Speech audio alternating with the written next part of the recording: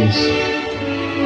Baba akasema watoto wako umewaongoza, wamekusa mtoto wako, ukasema saidia nini nyinyi kwa nini?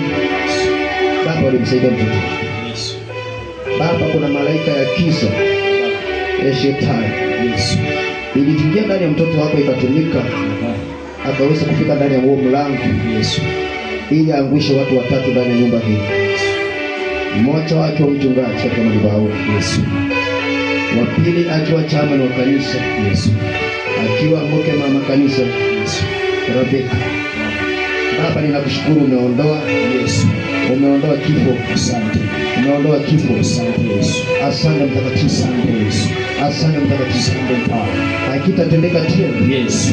Mara ya kwanza Baba nilijaribiwa na chakula ya sumu. Yesu. Baba, sikukufa. Baba.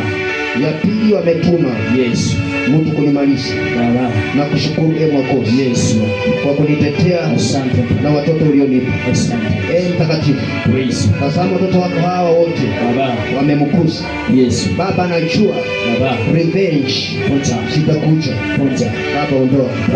Baba, vunja mamlaka uliowapa Baba, kwa sababu imeandikwa Yesu.